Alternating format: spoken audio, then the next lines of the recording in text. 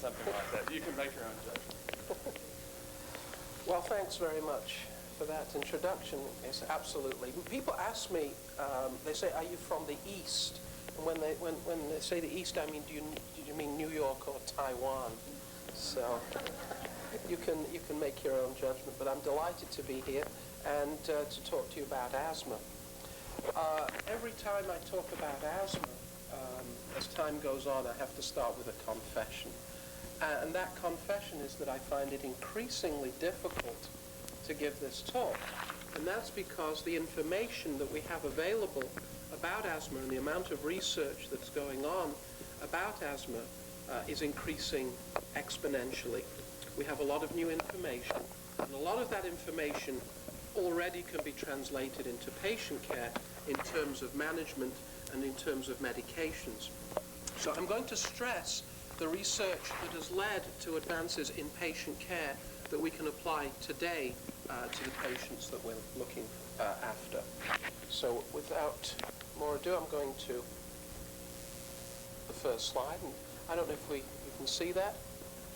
Okay, as you heard, we come from St. Louis. And we'll talk about some modern concepts of asthma. Now, why should we be concerned at all about asthma? Well, first of all, asthma is the most common disease affecting the human respiratory tract. And especially with children, it's the #1 cause of children's hospital admissions. It's the most common cause of missed time from work and school. And it's both underdiagnosed and undertreated. Now, there have been a number of changes in the demography of asthma, especially over the last 15 years.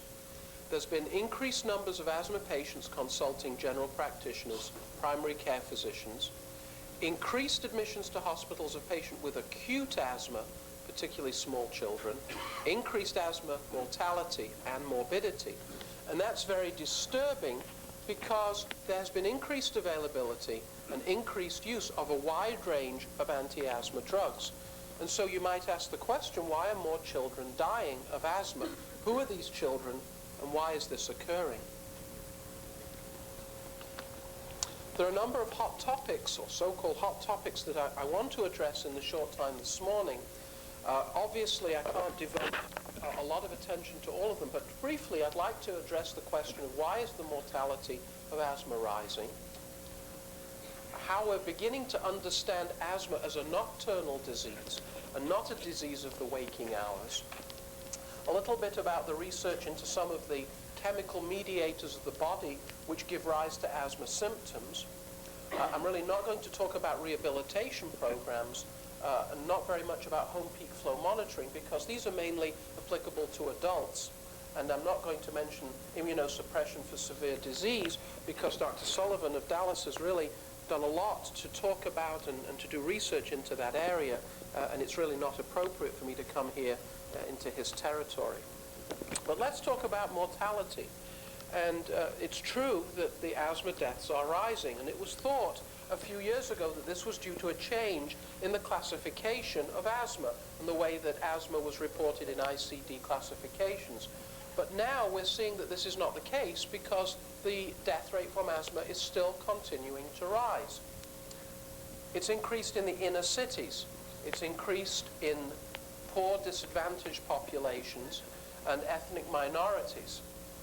And why this is occurring is still unclear. Whether it's that these people are not seeking medical advice, or whether indeed they are seeking medical advice and being given medications which we erroneously think are helping them, is unclear. And I will talk about that soon, because there's a controversy raging in the asthma world now about whether the use of beta agonists, which we prescribe so frequently, or whether they're doing more harm than good. But first of all, let's talk about asthma as a nocturnal disease. And the concept of asthma as a nocturnal disease has really been spurred by the availability of drugs that are available on a once-a-day basis to treat asthma. This doesn't mean necessarily that the entity of asthma as a nocturnal disease was never there. It was just not realized until we started asking about it.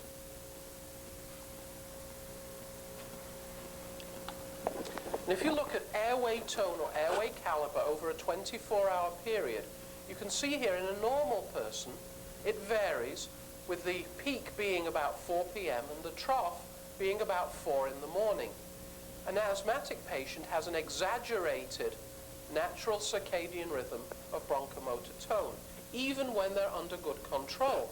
So it's likely that the most telling time for an asthmatic to have problems would be in the small hours of the morning. It's no surprise then that most asthma deaths occur at the small hours between 2 and 4 a.m. It's again no surprise that the endogenous levels of epinephrine are at their lowest between 2 and 4 a.m. And all these factors contribute to make this the most critical time for an asthmatic patient. If we look at the peak flow of a typical asthmatic patient, measured at several times, day and night, over a period of days, you can see here that there is a variation in the peak flow. And this is even in a well-controlled asthmatic patient. We are now realizing that the goal of asthma therapy is not simply to treat symptoms, but to reduce as far as possible this circadian rhythm to the gentle curve that you saw on the top of the last graph, in that we can reverse the hyperreactivity, we can reverse the pathology so that the variation in this peak flow is as little as possible. In fact, we aim for a 10% variation or less.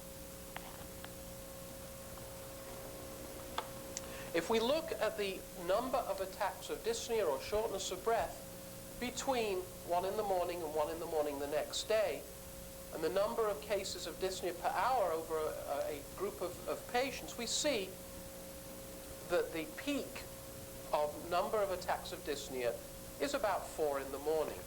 What does this tell us? This tells us we have to ask our patients how many times during the night they are woken by shortness of breath. That is probably the most sensitive question we can ask, which tells us about asthma control.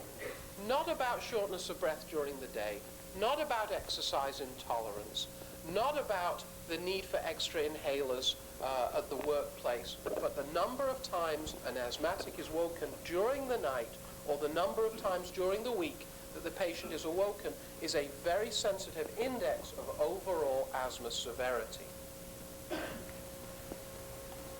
And so when we want to see how well our patients are being treated or how poorly they are before they come to see us, we want to know about nocturnal awakenings. And if you ask patients in general, how are you doing, or you ask a parent, how is the child, they will not tell you about nocturnal awakenings unless you specifically ask for it. The variability in peak flow can only be gained by giving the patient a peak flow meter. And there are a number of disposable ones or very inexpensive devices which you can give to a patient to have them monitor their peak flow. And if you do this only for a week or for 2 weeks, you'll get a lot of very useful information about a lot of pathology that's underlying the asthma. And finally, when we're talking about severity, we need to ask patients if the asthma interferes with their activity. Now, obviously, if somebody is an Olympic athlete, the activities that are going to be interfered with are very different from a school child. And as you probably know, there are a number of Olympic athletes, particularly swimmers, who have severe asthma, exercise-induced asthma, but who can condition themselves and be trained to run through their asthma, to swim through their asthma. It's been amazing to see how many professional football players have asthma. It's really a very prevalent problem, especially when it's exercise-induced. But again, you want to know the specific activities. With children, it's important that children are allowed to fully participate in sports, to develop normally. The old excuse that the child should be excused from gym and should be excused from sports because they have asthma is totally unacceptable in the 1990s. We will not do that for a parent who demands it of us. We would rather instruct the parent and educate them so that their child can participate 100% in sports activities. We're also realizing that asthma is an inflammatory disease. underlying those changes in airway tone which I described is a significant degree of inflammation. Now, we see the final end product, which is reversible obstructive airways disease, but there are a lot of different things that can cause that obstruction. And principally here we're going to talk about allergens. By allergens we mean proteins in the environment which to most normal people don't have a bad effect, but to an allergic patient cause symptoms. Now, if that patient has rhinitis, they're going to get a drippy, runny, itchy nose. But if they have the tendency, the genetic tendency to develop asthma, and they are stimulated by an allergen to which they're sensitive, their asthma will get worse or appear after that stimulus. And so if you have a child who is only symptomatic when they're around the family cat or a dog, or when they're on an old sofa, which perhaps has dust and mold in it, then we start having to ask the questions and play detective to find out what's causing the problem. Smoking, I was amazed to learn at a recent conference in Jefferson City, is a pediatric problem. That the mean age, I think the mean age for starting smoking in the United States is 11 years of age. And so this is a problem that pediatricians have to address, and healthcare professionals who are taking care of children, to stop them smoking and to educate children about smoking. If you're dealing with the middle-aged person who's already beginning to develop airway obstruction and emphysema as a result of smoking, the battle is already lost. But in terms of education, this is a major pediatric problem. Bronchopulmonary dysplasia, again, is another cause. Infections, low molecular weight chemicals is less of a problem. Viruses, of course, can stimulate asthmatic attacks. Various drugs, again, which are not as relevant to children. But the key to all of this is that we're dealing with a background of inflammation.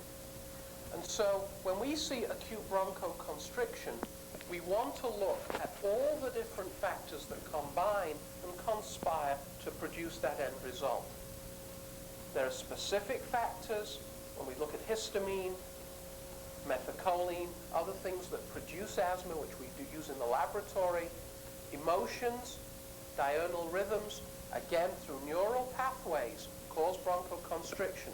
And so if the patient comes in and says, well, this is all in the mind, it may be exacerbated by a problem in the mind. It may be exacerbated by tension and stress, but it's still going to lead to acute bronchoconstriction, which needs a pharmacologic therapy.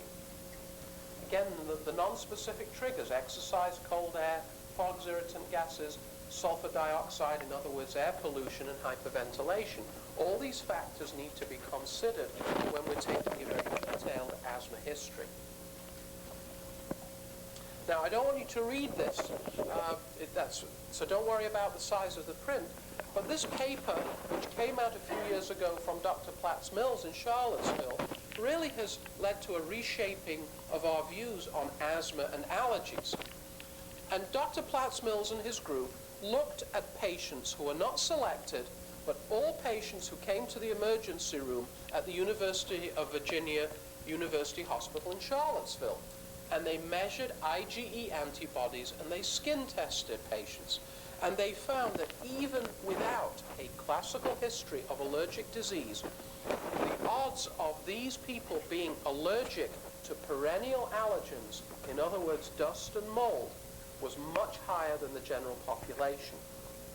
And so, in general terms, if we see a patient with year-round asthma, it's of value to ask these people about specific stimulation by dusts and molds, and even if we can't obtain that history, it's sometimes, in fact, perhaps in many cases, in a young patient, certainly in a child, worthwhile getting an allergy consultation to make sure that these children do not have preformed IgE, which is sensitive to perennial allergens and which can be treated, in fact, by environmental control as well as by pharmacology. Another thing that's important as well is realizing that not only do we have inflammation, not only do we have bronchoconstriction in asthma, but we have neural reflexes. The neural reflexes are affected when the epithelium of the airways is stimulated. They set off a reflex which feeds back on itself, and so sets up leaky blood vessels, secretion from glands. And so the problem is not just bronchoconstriction. It's glandular secretion, thick mucus, and this is all mediated by neural factors which we have to take into account when we're treating our severe asthmatic patient. Now, the therapy of asthma in some ways has undergone a lot of change, and in some ways has stayed the same. And this is how Osler recommended asthma to be treated in 1895. A few whiffs of chloroform, some amyl nitrate, morphine and cocaine. I think in the inner city that may still be treatment. It's obviously not very effective. But also here, look at the anticholinergics, belladonna and stramonium. These are anticholinergic agents, the precursors of our atropine and ipratropium, which were given in those days either in a cigarette or a solution. Burning potassium nitrate, potassium iodide, which we recognize is an expectorant, which is of value in mucosecretory states, and oxygen. So Osler certainly had a number of these agents at his disposal and realized their importance. So our treatment goals when we have an asthmatic patient should be to certainly prevent bronchospasm, but not only to prevent bronchospasm, but to manage the underlying airways inflammation. And even the mildest asthmatics, if you were to biopsy them, would show inflammatory cells, eosinophils and neutrophils in the airways, and no amount of bronchodilators alone will reverse that inflammation. Not only should we manage the airways inflammation, but we should treat the patient so that it should not interfere with their schoolwork, their work or their leisure activities. And of course should provide the maximum benefit with the minimum side effects. This slide is back to front, it doesn't matter. This is a Siberian salt mine, and this is the way that they used to treat asthma in the Soviet Union. They used to send you down the salt mine. Well, that might seem cruel and unusual punishment, but in fact it's not. What they are doing is they are removing you from the sources of allergens and air pollution which may trigger asthma. And that is exactly the same concept which developed the sanatorium at the National Jewish Hospital in Denver. It's to take people into an environment where there are no dust mites. And so we're realizing that before you start attacking the patient with pharmacotherapy, with drugs, you need to manage their lifestyle. In other words, you need to control their environment. You can't do that rationally until you know what they are sensitive to. Once you have adequately controlled their environment, you may reduce the need for drugs, and also you will reduce the need for immunologic manipulation, which is a fancy way of saying allergy shots. And so what we're going to do with our patients is be much more detailed in uncovering their triggers, try and control the environment, and then work on therapy. When we talk about therapy, what are we going to do with these patients? Are we going to give them an inhaled beta-2 agonist, such as albuterol or metoprolol, which has been the traditional way of treating asthma, or inhaled corticosteroids? This is a very controversial issue in the allergy world. Many allergists are now going to inhaled corticosteroids as first-line therapy. The reason for that being that the inflammation in asthma, which we know is present, is not reversed by the inhaled beta-2 agonists. Indeed, there's been even more of a revolution because this paper, which appeared in The Lancet from Dr. Sears in New Zealand, really has provoked a tremendous storm and controversy. It's a simple, innocuous title, Regular Inhaled Beta Agonist Treatment in Bronchial Asthma. What Dr. Sears and his group did is they did a prospective study of two groups of patients. One group was treated with a beta agonist, and one group was not treated at all. And the group who were treated with the beta agonist did worse. than the group that were not treated at all in terms of their airway responsiveness. And so the question is, are these drugs a quick fix, or really are they harmful in the long run? And there are protagonists on both sides of the argument. There are some researchers who are saying that if you open the airways and do not treat the inflammation, you are, as it were, opening the trapdoors for all the air pollution and for all the allergens to enter the respiratory tract and cause even more problems. You may be dealing with what might be a short, self-lived condition, and you're setting these people up for a lifelong condition of airways inflammation. Once you get constant inflammation, you'll get fibrosis. Once you get fibrosis, that's an irreversible state. And so, although you may not progress to emphysema in a non-smoking asthmatic, certainly you may be doing more damage by the use of beta agonists alone.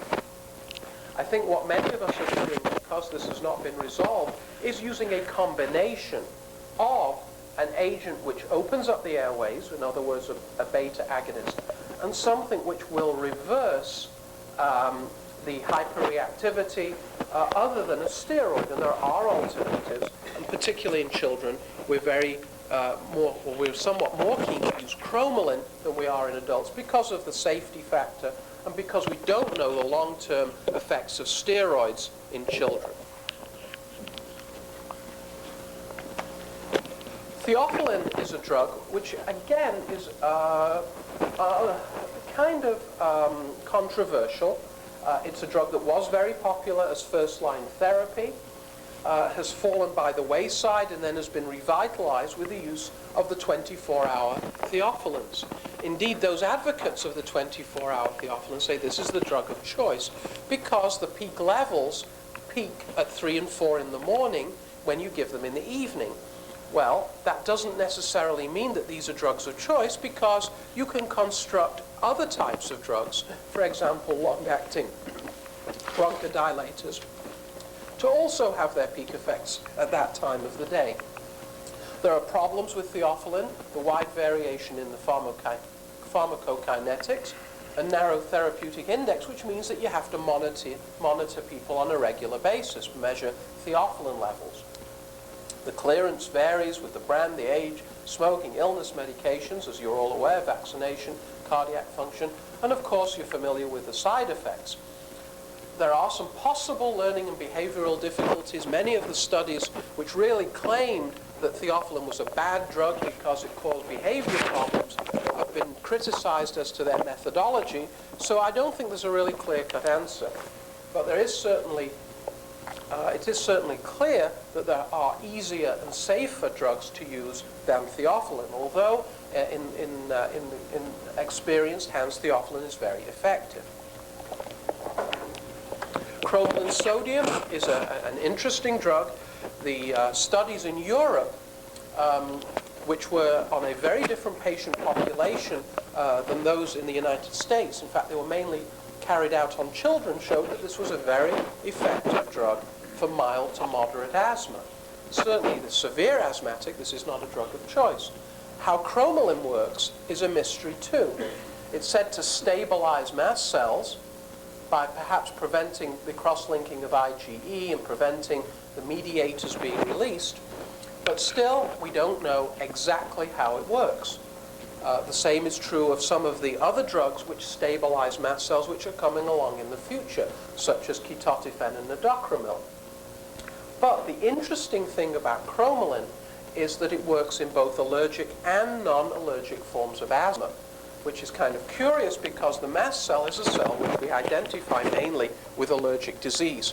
So it's quite possible that cromolyn has other effects other than those on the mast cells. Steroids are being used more and more as first-line therapy or earlier on in the course of asthma. Blocks the asthma caused by inflammatory triggers, blocks what we call the late phase reaction, late asthmatic reaction, but doesn't affect an immediate challenge.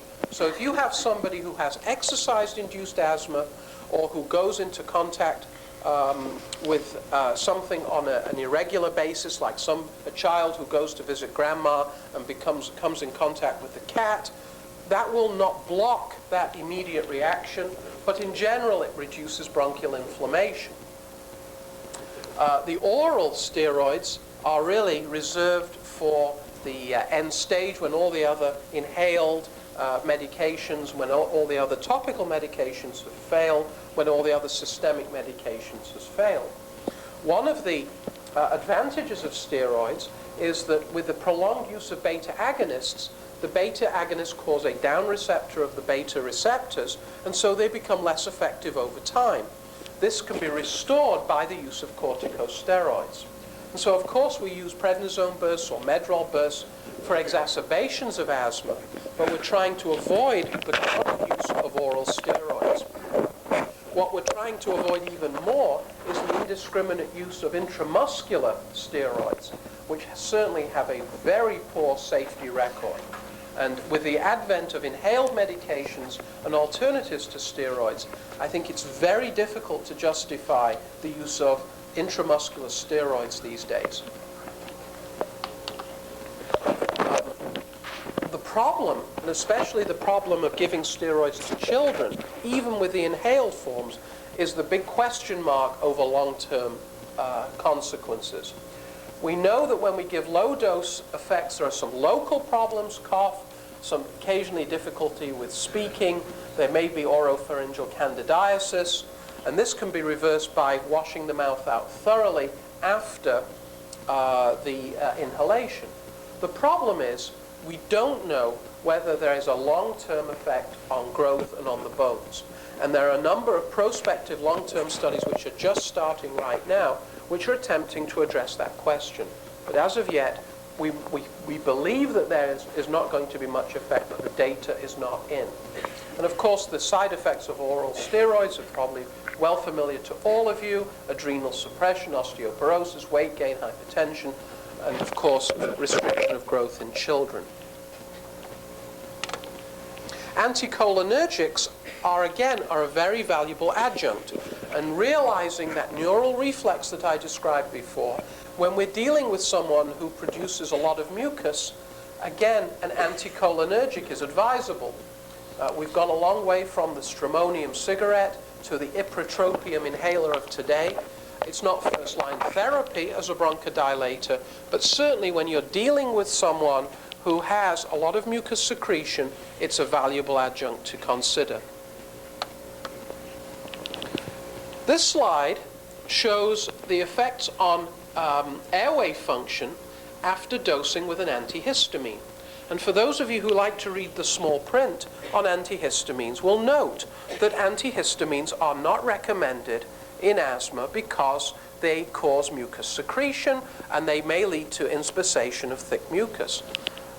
Now, when the antihistamines which were available had anticholinergic side effects, that was a theoretical concern. Although most allergists have not seen cases where antihistamines, even the traditional ones, have made asthma worse. But with the non-sedating antihistamines, we can give large doses and see what happens. And this is in a study performed by Dr. Pearson in Seattle, Washington. And we're looking at changes in airway function with 60, 120, and 180 milligrams of terfenadine. And when the patient is given 2 or 3 Seldane tablets, on the contrary to it having any bad effect, it acts as a mild bronchodilator. It's causing a 10% increase in the airway function.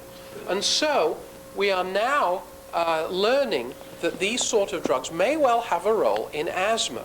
Certainly they're not first-line drugs as a bronchodilator, but there's absolutely no reason to withhold a non-sedating antihistamine in an asthmatic patient who has allergic rhinitis as well. So there have been a number of studies now on H1 antihistamine antagonists in asthma. And the best studies have been on terfenadine and a new agent called azolastine. These drugs are very potent H1 antagonists at doses at which they produce bronchodilation, which is higher than the recommended dose, they both prevent mediator release from mast cells and other inflammatory cells. So they have a mast cell stabilizing function, and they can attenuate bronchus constriction provoked by both allergic and some non-allergic stimuli. So again, we're realizing new information about a class of drugs which are already available, which can have a beneficial effect on patients. So to wrap all this up, when we choose therapy for patient, it's important to look at the whole different factors. We obviously have to consider the severity, by which we mean, for a chronic asthmatic, nighttime awakenings, peak flow, and the interference with activities.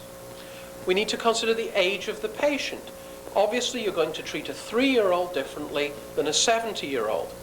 The complicating factors need to be taken into account too, and I haven't discussed it at length, but we realize that sinusitis may make asthma worse, gastroesophageal reflux, other illnesses such as viral infections cause exacerbations of asthma, nasal polyposis. All these things need to be considered when we're taking the history in the asthmatic patient. Drugs which can cause asthma, such as aspirin sensitivity, non-steroidal anti-inflammatory agents, again, you need to ask because the patients will often not give you that information freely. And so our treatment is designed mainly in terms of prophylaxis. Promptness of action, obviously potency, safety, and cost factors are important too. So we're going to prophylactic therapy because we want to reverse the inflammation and we want to modify the disease rather than just attack the symptoms. We appreciate that asthma is a chronic disease requiring long-term therapy, and so symptom relief is not adequate anymore. The hope, and this is in fact the case in many patients, if we adequately prophylax the patient, if we adequately manipulate the environment, for example, remove the cat from a cat-sensitive patient's home, remove the stuffed animals from a child's room who is sensitive to dust, remove the smokers from a child who is bothered by passive smoke, then again, we're going to prevent acute attacks in children. It's also important to educate the patient and their family about asthma, to give them a crisis plan when things go wrong, but also get them to be an active participant in managing their disease. And so we like to give patients, at least at some stage, if they can do it, a symptom diary and a peak flow meter, and so that they can get the reward for doing well, and they can have advance warning objectively when things are doing badly, and so that they can implement a crisis plan which doesn't involve calling their healthcare provider at 4 in the morning when they're in incipient respiratory arrest. So the education consists of recognizing the early warning signs and symptoms, to recognize and avoid triggers, and to understand the use of the medication and the treatment plan. To improve the management of asthma, we also need to increase the education of health professionals and patients, to use these drugs earlier, to modify the disease, and then to treat the drugs, use the drugs rationally in line with our modern research so that we can get a better effect. No matter what we do in terms of drugs, no matter what we do, I think the environment is a very important factor. This is one of my favorite Far Side cartoons. For those who can't read from the back, it says that this is the real reasons that dinosaurs became extinct, and you can see they're lighting up with their cigarettes. And just as a final tale, there's been a very nice study that shows that the incidence of acute asthmatic attacks in children is higher in which there are smokers where the parents smoke in the home and where the children are subject to passive smoke. So if you can't treat the children, you need to treat the parents as well. And I think it's very important that we consider lifestyle, we consider the environment, we consider all the non-pharmacologic ways of preventing symptoms as well as the pharmacotherapy that we've got available. That's the end of my formal presentation. If anyone has any questions, I'd be very happy to try and answer them.